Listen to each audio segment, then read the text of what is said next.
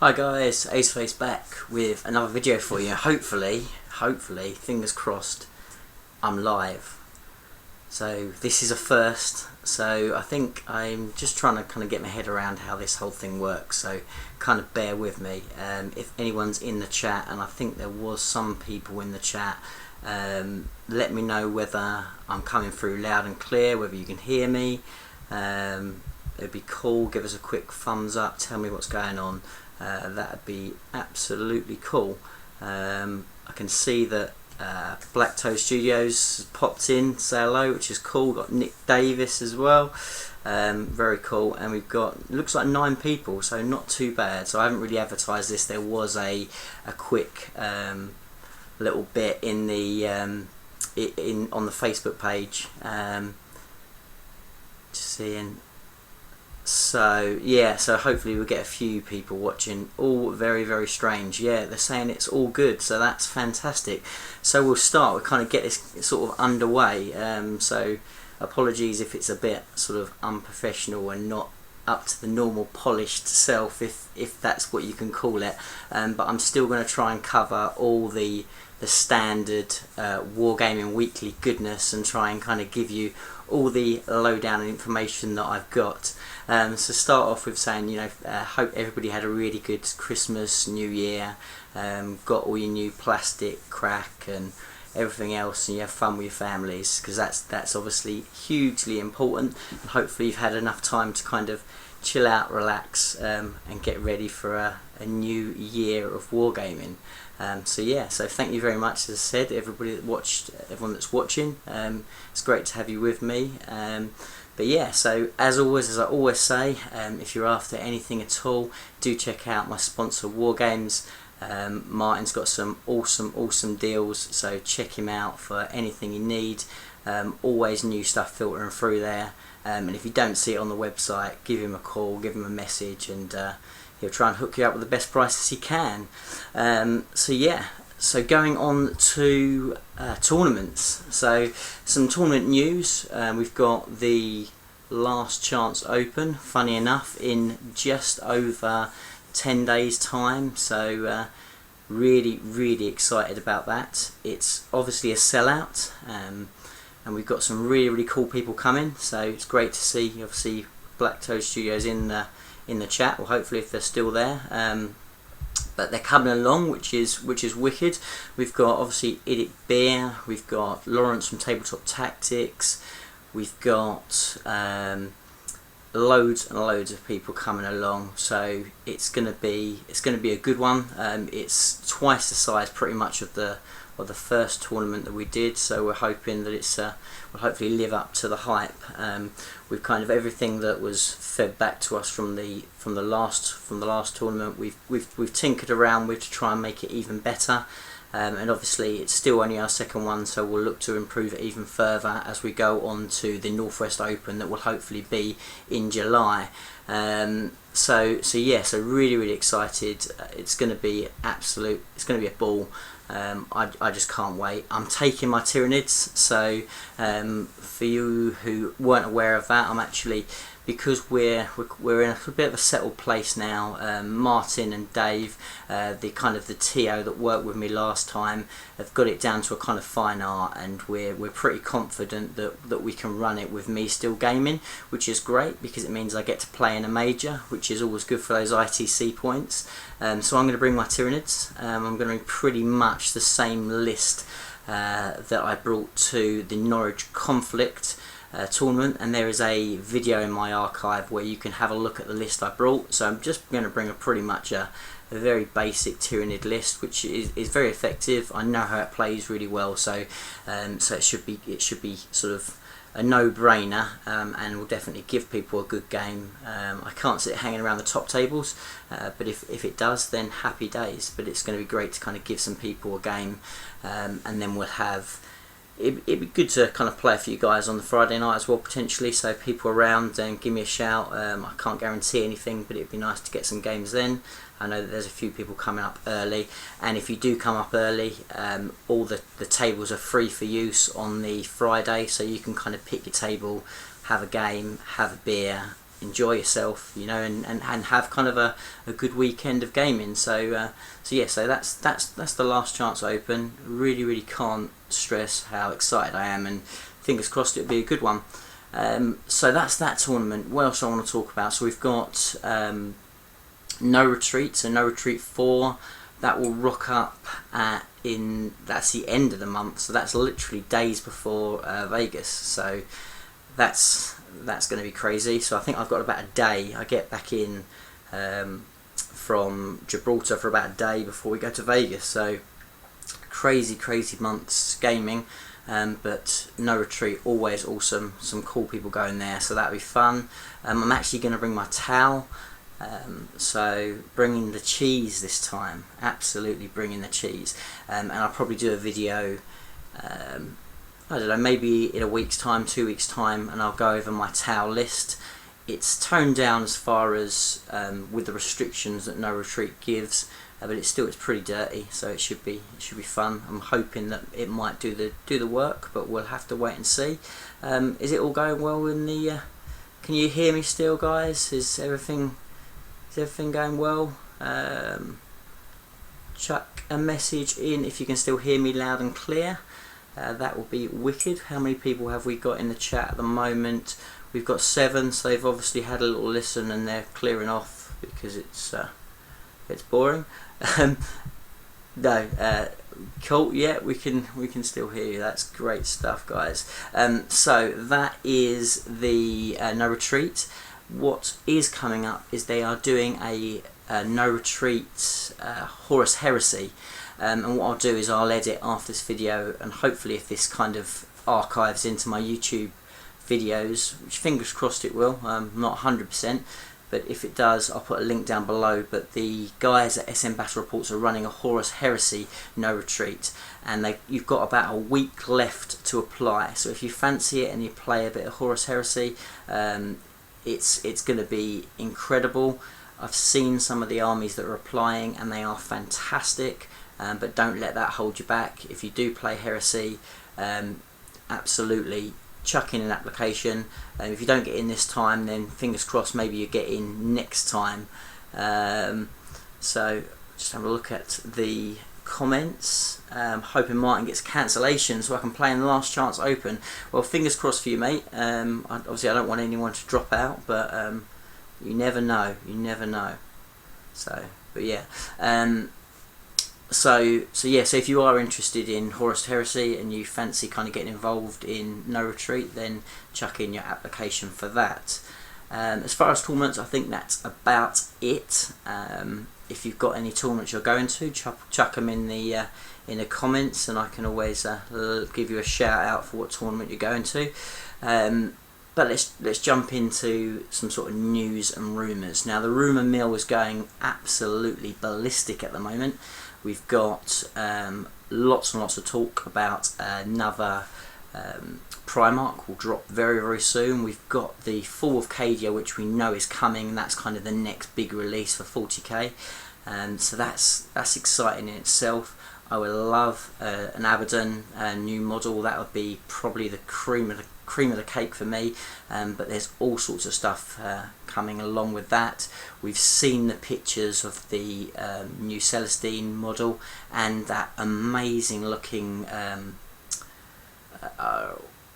Tech Dominus sort of Tech Priest, which just looks absolutely huge and insane. Hello Scrag Guard, another someone else who's coming along to the Last Chance, so welcome.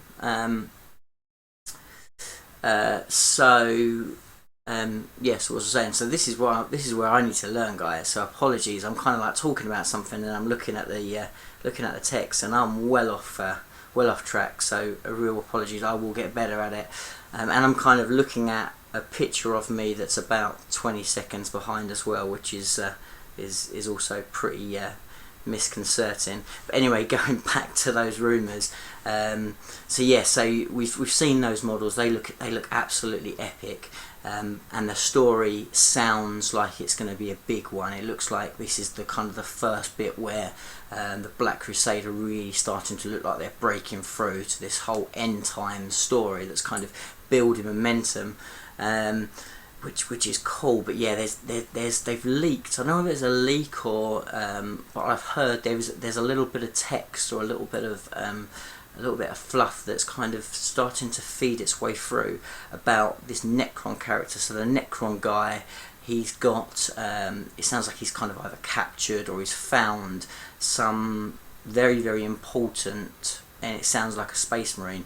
Now everybody's speculating that this is the next Primarch, and that I won't go over the description, but it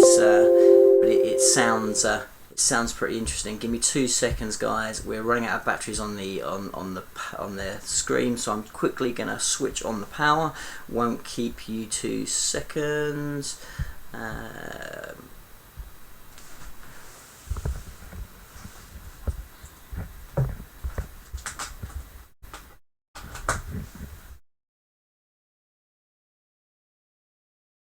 That should be better, right? Yeah, so hopefully that should be better now. So yes,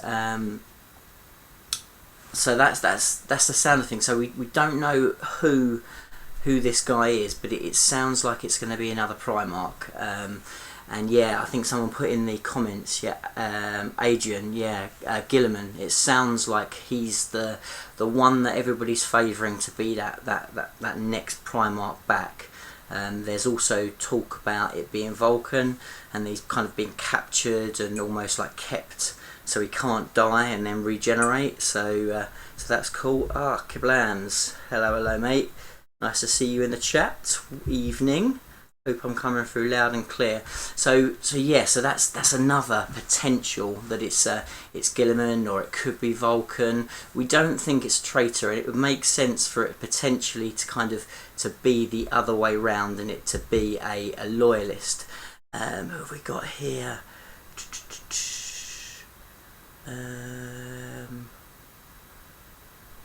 My money's on Dawn. Lactose Studio is saying. Yeah, I've heard that as well. So maybe Dawn. Who could it be? I don't know. So, but that's really, really exciting, because you know whatever Primarch this is going to be, the model's going to be absolutely epic and insanely cool. And that at the moment Magnus is kind of standing on his own. He's the one to kind of gun for. So you know the rules for this guy is going to be pretty epic. So very, very, very exciting. And then what goes on from there, who knows? So yeah, it's real fierce speculation at the moment. Also, sort of when we look at Age of Sigmar, there's again, those rumour mills are going crazy. So we've got the new Tzeentch book that Games Workshop have told us is coming, and we've seen pictures of it, and they put it in their live show and what have you. But now there's kind of starting to see they're doing teaser videos. Now these teaser videos look like they're almost unit specific, and it looks like the Lord of Change. And I know, as a bit of a Tzeentch player myself, I'm very excited to see a potential Lord of Change coming through. And if you just think of him compared with like the Bloodthirster, wow, that's such a wicked model in itself. So to have a Lord of Change with a similar sort of structure and detail would be epic. Now maybe that's us kind of sort of jump into conclusions, but if you've seen that video, it seems very specifically based around that round one model. We've got Tabletop Warzone in the house. Hello, evening brother. Yes, he's hoping that Dawn's coming as well, so maybe. Thanks very much everybody that's joined us. I'm touched that so many people have jumped in this very, very disorganised stream. So 14 now watching. I'll take that absolutely every day of the week. So hopefully again it's coming through loud and clear, guys, and I'm not mumbling and just keeping disorganised and no structure to it. If this works, I'll do them more like this, but we'll have to wait and see. So potentially a big old Lord of Change. That will be absolutely epic. Somebody else has jumped in as well. Who have we got here? Sijan Stam, I think. Apologies if I pronounce your name wrong. So saying the volume's good, nice and clarity, good stuff, happy days. Fingers crossed we're going well. So yeah, so all exciting stuff as we come into the kind of the new year. I think it's going to be a very, very big year for Games Workshop. They've started to sort of change the momentum of things. A lot of the community are getting a bit more behind them. They like what's happening in the game. There's a few people that have gone away from it.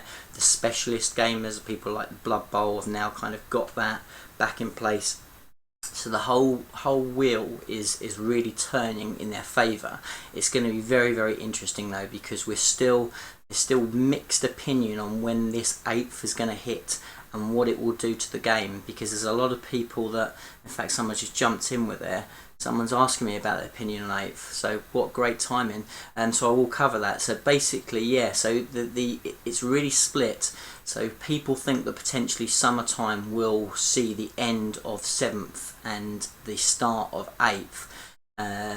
Whether that happens or not, we'll have to wait and see. And then the other camp is very split. A lot of people think that it will go strongly down an Age of Sigmar route, and other people are saying they won't break it because of so much new content that's come through recently, and the amount that a Sigmar Sigmarized 40k would break apart all that recent rules and recent stuff that's been put out, and then that would be a real problem because people were kind of uproar about that. So it's real split whether it will be a complete change or whether it will just be another little tweak. I don't know what you guys think. I'd be interested.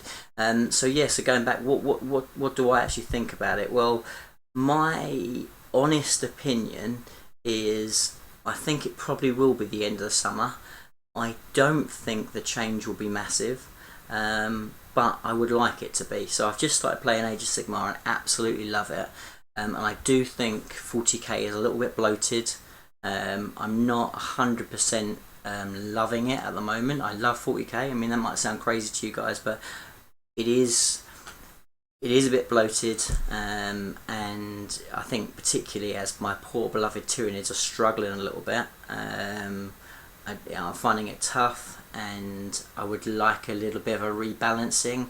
And I just think the constant power lift is maybe not going to get us there on its own, so we'll kind of have to sort of wait and see. What have we got here? I'm just reading some comments. Scraggards. You can't possibly remember all the channels going to the Last Chance Open. There's too many epic challenge channels going. Yeah, there is. Yeah, absolutely. And how could I forget you, my friend? James Jones. Yeah, can't wait for new Tyranid Codex, please. That would be absolutely wicked. What else we got here? Curious if it's going to be out just before No Retreat September.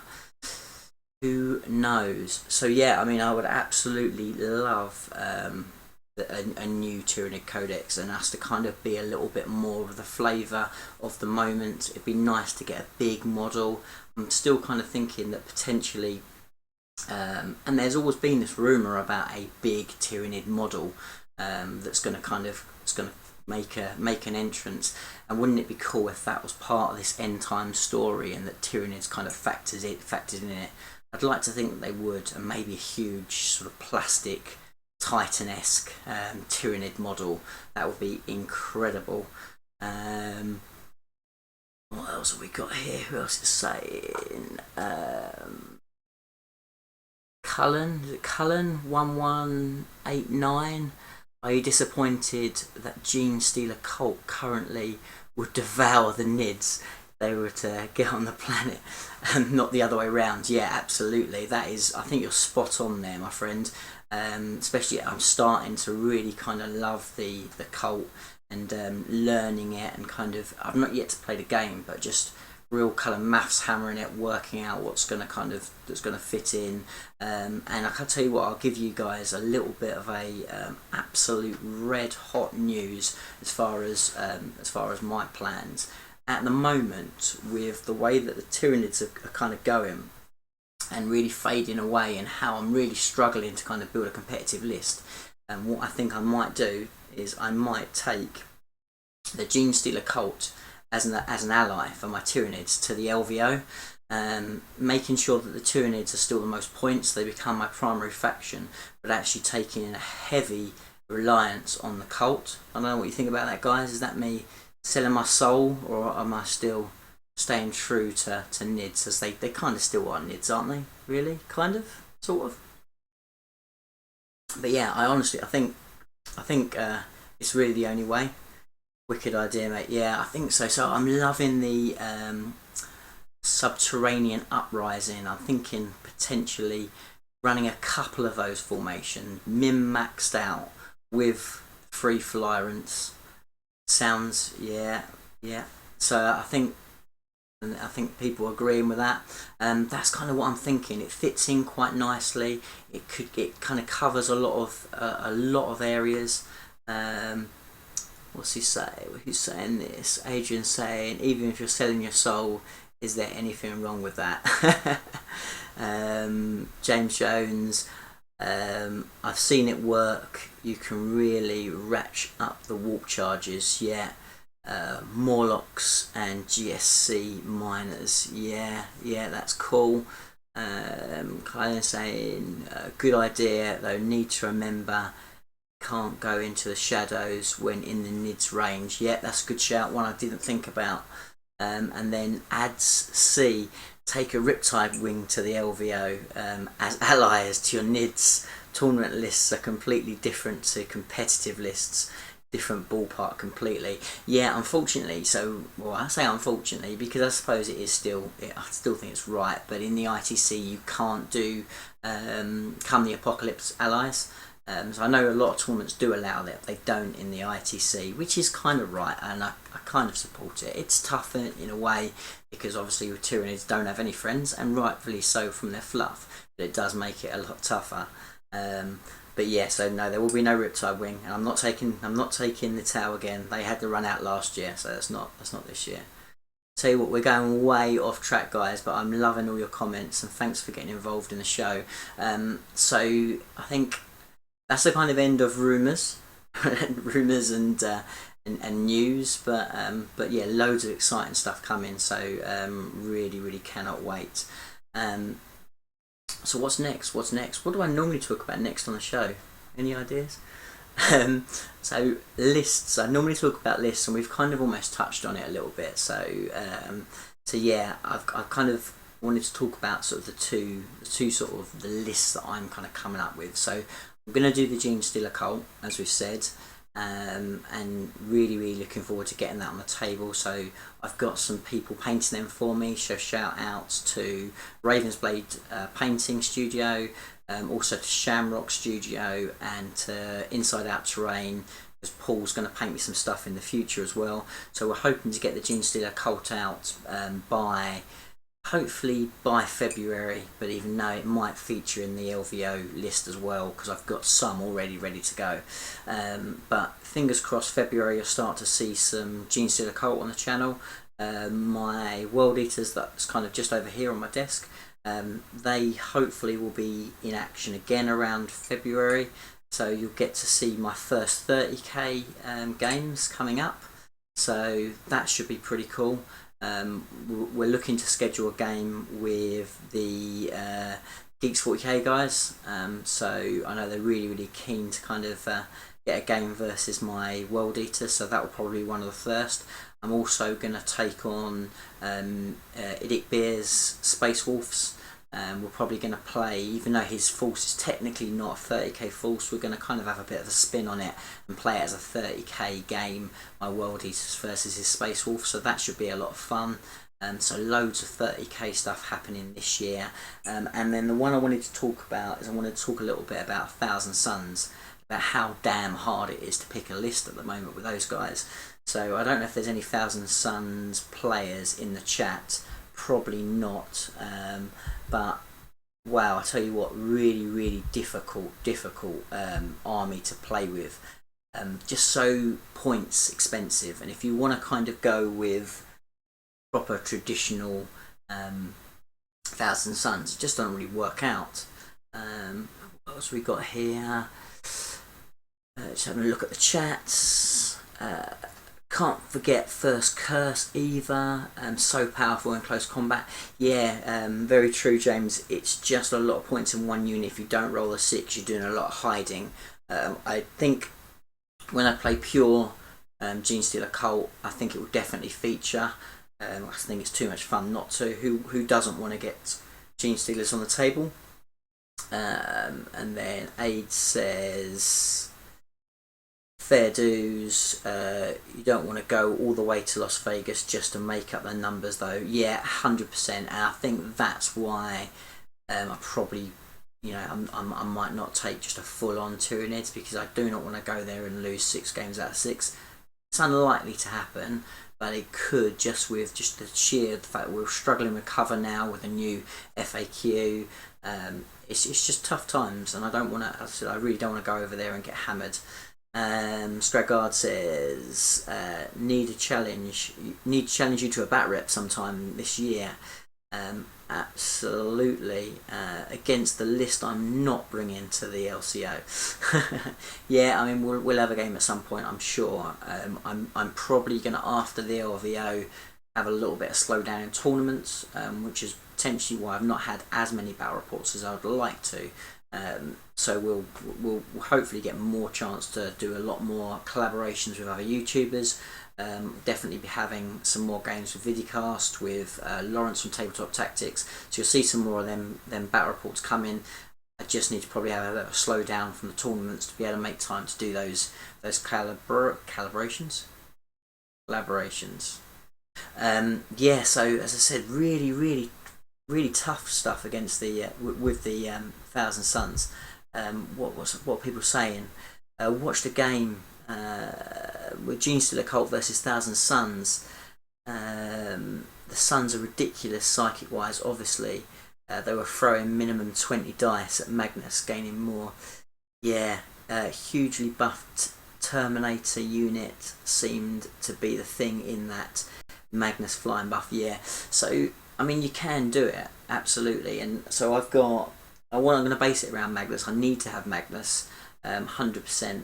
But I just don't want to just be, because the temptation is you go Magnus, you put in, you know, real minimum troops, and then you kind of ally with demons, you get loads of warp charge, and you pretend that you're playing Thousand Suns, and really you're just playing demons.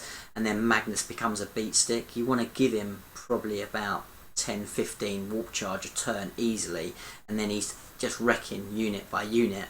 But actually to make a single proper Thousand Suns army that works effectively and doesn't just get tabled turn 2 because it has too few troops, I think it's really hard. James is saying, I'd love to see an all-out war between yours and the Dark Artisans Nids would be epic.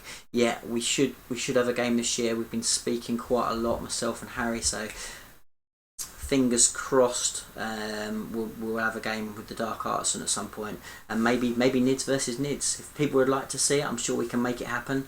That sounds very cool. We've got Gene Perkins. Hello, didn't see your name come up earlier, so welcome. I'd like Magnus with Fate Weaver and the Lord of Change running around as gunboats. Yeah, I mean that's the way to do it. That's the thing, is that is absolutely the way to do it. But it's not really Thousand Suns, and I've been reading Thousand Suns, and I like the old pre-heresy stuff. It just doesn't necessarily feel right. I want to play Thousand Suns, so it might just be, maybe it's one I take against Lawrence's pathetic Blood Angels list.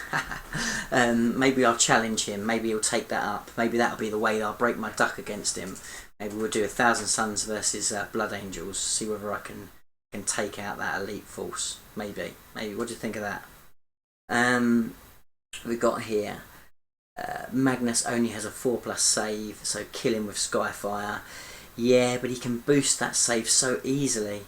He has a 3+ with a blessing, yeah, and you're easily at the 2+ with help. Easily killed if you get T2 or you get T2 or seized though. Oh, if you get turn 2 or seized though, yeah, absolutely. If he's on the ground, you can hammer him quite early. But then I suppose if you had turn 2, you maybe just put him in reserve, because when he comes in the sky, gets a few powers off, and then he's invincible. I don't know. I don't know. But yeah, you're right. I suppose he's vulnerable before he gets off the ground and before he starts doing psychic powers. But yeah, okay, guys. So we've been running for 36 minutes.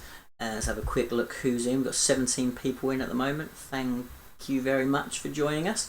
I think we'll go with some questions then. So if you want to chuck us any questions, I'll answer questions for 10 minutes or so, and then we'll kind of call it a day there for the first one before I kind of make you sick and tired of my voice. So, what questions we got here? More open questions for viewers here. Any cool UK events would you recommend? Looking to get some cool events in, as we are working towards our own GT at end of the year.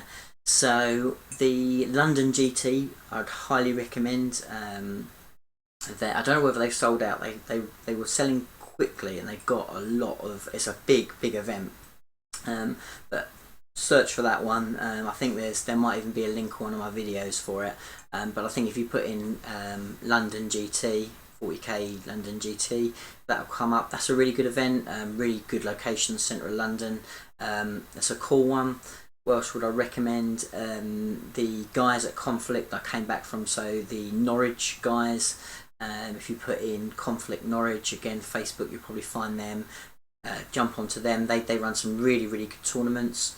I'm just trying to make sure I don't lose any questions here. So yeah, there's quite a few. If you kind of, someone might know what it's called, but basically there is a tournament database. If you kind of go on that and have a look, that's kind of what I use to kind of start to get on top of tournaments. Now people tend to tell me about them. There's also some really good ones down in Portsmouth, so check them out as well. But of course, if you want the best tournament, you want to go to the Northwest Open later this year. Come and play at Wargames. What else have we got here? So what are your hobby goals for 2017? Great question. So I need to get the World Eaters on the table, and I want to get playing regular 30k. So that's big. What else would I like to do? I want to get the Junior Steeler Cult going, as we've already spoken about. But I really want to kind of concentrate on getting my battle reports and the channel even better. I'm absolutely chuffed to bits to have the subscribers that we've got on board, and I love the fact that you guys have jumped on and watching this today. But I want to kind of get the content a bit more glossy, a little bit more consistent, and just so you enjoy it more. I would love to be one of the go-to battle report producers. I'm really grateful with where I am, but I think that I can do more and I can do better. We do plan on getting at least one, if not two more people on the channel as producers. And again, a little bit of a sneak one, I might even be looking at a potential slight tweak of the name of the channel, just to incorporate it being a bit more of a larger entity.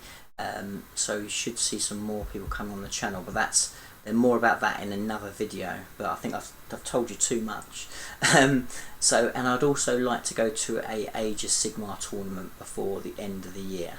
There you go. So that's kind of mine. What have we got here?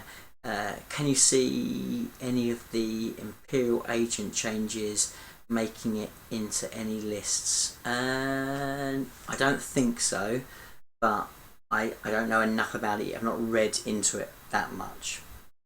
London GT is on third wave reserve list now. Okay. All I want to see is Magnus being stomped to mush by a Huragil's stomp. Yeah, I'd love to see that as well. Unlikely, because the Huragil is so overpriced you'll never ever see it. Any New Year's resolutions? I'm trying to lose a bit of weight. So I'm very unfit, so I used to do a lot of fitness, used to play a lot of sport. don't really do that anymore. So I'm trying to get a bit healthier, a bit fitter, work on the guns. Uh, so we'll see how I get on with that. So I'm going to try and eat a bit healthier. And as everyone knows, us geeks do eat terribly, drink terribly. So we'll see what happens with that. Also, what do you think about the new Admech guy and the new Celestine? So I like them both really. I think the Admech guy is a bit ridiculous in size, but it's a beautiful model. The Celestine, I'm not really a Sisters fan. Don't really see the attraction really myself. But the model's beautiful, really, really nice. Conflict Norwich, yeah. So check it out. Again, I think I've got some videos definitely in the archives. Have a look, and there'll be some links on there. But a really, really well organised tournament. Great, and it's a nice place to go as well. It's actually good little nightlife, good place to go in the evenings. How much more terrain have you got to finish off at Wargames? I'm guessing you're talking about Skagard. Yeah, so I'm going to bring all my terrain up. So anybody that that's come along to the Last Chance Open will get to play on the terrain that you've seen on the channel. That's probably not a big whoop, but so that I'm bringing that up. Thankfully, I'm down south, and Martin, if he's probably when he was not watching this, but if he was watching it, he's the one that's having to pull out all the stops with the terrain. I've bought some more terrain from Game Mat EU to kind of pad out some of the terrain, and that would then be used on the channel. We're hoping we're on the last 2 or 3 boards now, but it will be ready for you guys. I promise you that. What other questions have we got? Yeah, Northwest Open. Yeah, that's where you want to be. Northwest Open. There's also, I think there's some great tournaments up at Element Games as well. They sell out really, really quick, and they're extremely competitive, but they're pretty good. Yeah, thanks bunch, no problem, mate. World Eaters are mint, so well painted. Thanks very much, mate. They're painful, absolutely painful. I'm not gonna lie. I'm not quick at painting. I'm not quick at painting them at all. So it's a headache. I'm looking at the remainder of my 20 Assault Marines at the moment and just thinking I really want them finished, but it is so painful. Are your cult being linked colour wise with your NIDs heavily, slightly, or not at all? Totally. So absolutely. So they will be the blue, the grey. So I like my cult skin are less purpley, pinky tinged, and more of like a grey stony. They're slightly paler than the NIDs that are a darker grey, but they're kind of more that stone like colour. I want them to kind of match in. So yeah, great question though.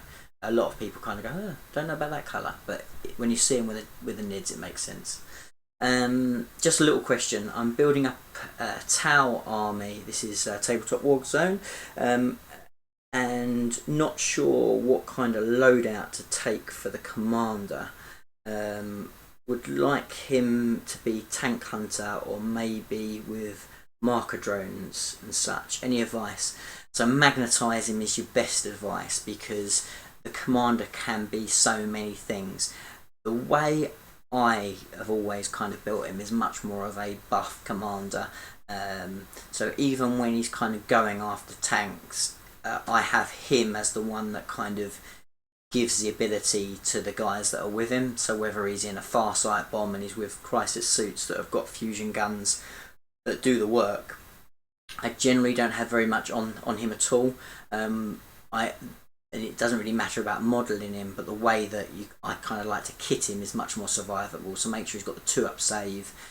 Make sure he's even rocking the Feel No Pain, that type of thing. Sometimes nice to put the big donkey punch on the gauntlet on him, just so if he does get against a tank, he can just do that one hit, strength 10, try and just smack that tank. But generally I keep him bare bones. Yeah, like him with drones. He's good to drone commander.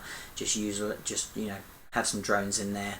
That's kind of the way I play him. But if you can magnetise him, and that really, really helps, because you will kind of chop and change. That's what I would say, or get a couple if you don't fancy magnetising, because they're beautiful models. Most of the SOB miniatures look ridiculous. Sisters of Battle miniatures are ridiculous. Yeah, yeah. It's a personal thing. Some people absolutely love them. What else we got here? Evening, Strange Shooter, Mel Legend. I am absolutely touched that you are gracing us with your presence, the Lord Almighty. No, right, Mel. Great to have you here. Who else? What have we got here? So, what do you think is the standout unit in the Gene Stealer Cult Codex? For example, like the Flyer and the Tyrannid Codex. I would say the Magus, just for his ability with the Crouchling to be a very, very cheap generator of warp charge. You know, he's great for sort of summoning, just really, really good at that price and doing a fantastic job. But the real trick with the Gene Stealer Cult is not about quality, it's about quantity. If you start chucking all the upgrades on, you can make some disgusting units, so the metamorphs are incredible, but it's much more about kind of just spamming out and just having an army that they just cannot keep on top of, because they keep going to the shadows, popping up again. Every single unit, I would say, is decent, particularly at its points cost, but it's more about, you know, just being a nuisance. That's how they work. What's we got? Thanks for the advice. Bugger off. Happy New Year, mate. Yeah, cheers, Mel. How do your NIDs hold up in competitive games? I just have to work hard. So generally, I tend to lose 1 or 2 games in like a five round tournament. If I get a good kind of draw, it tends to be I win 4 out of 5. But every game, even against lower players or people that aren't necessarily used to a competitive and tournament scene, that are maybe playing a tough list but don't know necessarily the tactics or how to play them in their best way, I still have to play at my best to kind of come through with a win. So it's incredibly difficult. They can stand up. I mean, I'm very much, almost on a weekly basis, having arguments with Lawrence about it, because he does incredibly well with his Tyrannids and really thinks that they are a lot better than potentially I even believe they are. And you can do well with them, but they're difficult. So do they stand up? Yes, they do. There's some matchups that are incredibly difficult and they just fall apart. But yeah, they're not bad. They're not bad. Any more questions before we call it?